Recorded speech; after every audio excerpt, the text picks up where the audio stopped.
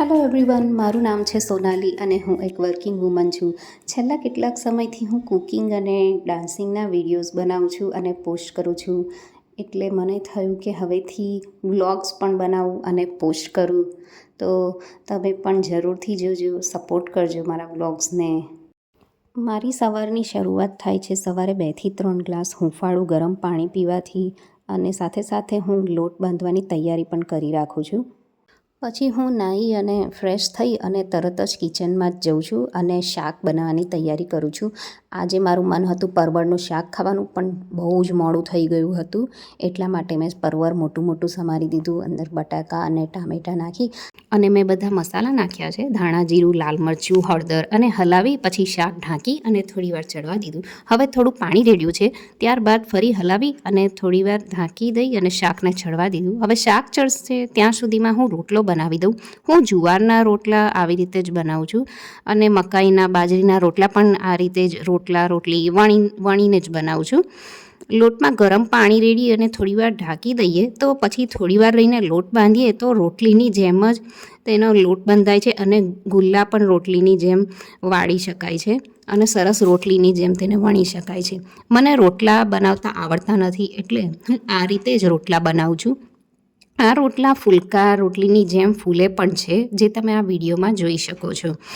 હવે એક બાજુ નાસ્તો બનાવવાનો સમય નહોતો, એટલે પપૈયું પડ્યું હતું, એ મેં સમારી અને ખાઈ લીધું. ક્યારેક હું રોટલા પણ ખાઈ લઉં છું. પછી મેં ટિફિન પેક કરી દીધું અને ત્યાર પછી કિચનનું મેસી પ્લેટફોર્મ મેં ફટાફટ સાફ કરી લીધું અને રેડી થઈ ગઈ. તરત ઓફિસ પહોંચી ગઈ. દિવસ દરમિયાન 2 થી 3 લીટર પાણી પીવાય એ વાતનું હું ખાસ ધ્યાન રાખું છું અને ઓફિસનું કામ પતાવું છું અને મારું હેલ્ધી ટિફિન પણ એન્જોય કરું છું. ઓફિસથી છૂટી અને 6:30 વાગ્યાની આસપાસ ઘરે પહોંચી ત્યાર પછી હાથ પગ ધોઈને ફરીથી કિચનમાં જ કામ કરવા લાગી. હવે વાસણ ધોવાઈને રેડી હતા, એટલે આવીને તરત જ હું વાસણ ગોઠવવા લાગી. દરેક વસ્તુ ઠેકાણે મૂકવી પણ જરૂરી છે, કારણ કે સવારમાં એ જ વસ્તુ મને કામ લાગે છે. વસ્તુઓ ઠેકાણે હોય તો કામ પણ ઝડપથી જ થાય છે. ત્યાર પછી પરવારી અને હું ડાન્સ ક્લાસમાં જવા માટે નીકળી જાઉં છું. હવે 7 વાગી ગયા છે. મારી પાસે ફક્ત 20 મિનિટનો સમય હતો, એટલે કામ જલ્દીથી પૂરું કરીને હું નીકળી ગઈ.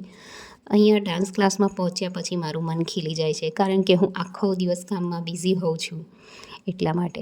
પછી ઘરે પહોંચ્યા પછી 8:30 વાગી ગયા હતા, એટલે મેં દાળ ચોખા પલાળવા માટે રાખી દીધા. એક બાજુ કપડાં પણ ધોવાના બાકી હતા, એટલે વોશિંગ મશીનમાં ફટાફટ કપડાં નાખતી ગઈ અને વોશિંગ મશીનમાં લિક્વિડ રેડી વોશિંગ મશીન ચાલુ થઈ ગયું, એટલે એક બાજુ કપડાં ધોવાનું કામ પણ ચાલુ થઈ ગયું. મારા હસબન્ડ બહાર જવા નીકળ્યા, એટલે એમને કીધું કે તું પણ મારી સાથે ચાલ, આપણે બહાર આંટો મારીએ. અને આજનું વાતાવરણ પણ ખૂબ જ સરસ છે, એટલે થોડો ટાઈમ અમે સાથે સ્પેન્ડ કરીશું. આનંદ તો ચા એન્જોય કરે છે, પણ મેં તો ચા છોડી દીધી છે. આઈ એમ નાઉ વેગન. મને રિચાર્જ થવા ચાની જરૂર નથી પડતી. પછી મને ઈચ્છા થઈ થોડું શોપિંગ કરવાની, એટલે અમે લોકો ટ્રેન્ડ્સમાં પહોંચી ગયા. ત્યાં ઓફર ચાલી રહી હતી, એટલે એવું થયું કે અહીં કપડાં જોઈ લઈએ અને કંઈક સારું મળી જાય. પણ મને કંઈ ખાસ મજા આવી નહીં અને કલેક્શન મને એટલું બધું સારું લાગ્યું નહીં, એટલે અમે લોકો સેન્ટ્રલ સ્ક્વેરમાં પહોંચી ગયા. ત્યારે બંધ થવાનો સમય નજીક હતો, એટલે અમે ફટાફટ અહીંયા પહોંચી ગયા છીએ. ઝુડિયોમાં એન્ટર થતાની વારમાં જ મેં જોયું કે અહીંનું કલેક્શન ઘણું જ સરસ છે. કુર્તી, ટી શર્ટ્સ, અને મારા હસબન્ડ પણ મારા માટે કપડાં પસંદ કરવા લાગ્યા. પછી મેં ઘણી બધી ટી શર્ટ્સ જોઈ અને ટ્રાય કરી, પણ મને 2 ટી શર્ટ્સ બરોબર લાગી, એટલે પછી એ મેં લઈ લીધી. અને એક બાજુ મારા હસબન્ડ પણ મારા માટે કપડાં જોઈ રહ્યા હતા, એટલે તેમને મારા માટે આ કોટ સેટ પસંદ કરી લીધો એટલે અમે એ પણ લઈ લીધો. પછી એક કામ બાકી હતું, શાકભાજી લેવાનું, એટલે અમે માર્કેટમાં પહોંચી ગયા. અત્યારે 9:45 વાગી ગયા છે, પણ શાકભાજી લેવાનું કામ ઇમ્પોર્ટન્ટ છે, કારણ કે હું અઠવાડિયાનું શાક ભેગું જ લઈ લઉં છું. ત્યાર પછી ઘરે પહોંચી મેં ખીચડી થવા રાખી દીધી. 15 મિનિટમાં ખીચડી રેડી થઈ જશે, ત્યાં સુધીમાં હું નાનું મોટું કામ પૂરું કરું છું. હવે શાકભાજી પણ હું ગોઠવવાની તૈયારી કરું છું, કારણ કે તેના લીધે મને એક અઠવાડિયાની મીલ પ્રિપેરેશનની શાંતિ થઈ જશે. ધાણા પણ એક બાજુ હું અરેન્જ કરી ફ્રીજમાં રાખી લઉં છું. ત્યાં સુધીમાં આનંદ મને કપડાં સૂકવવા માટે મારી હેલ્પ કરી રહ્યા છે.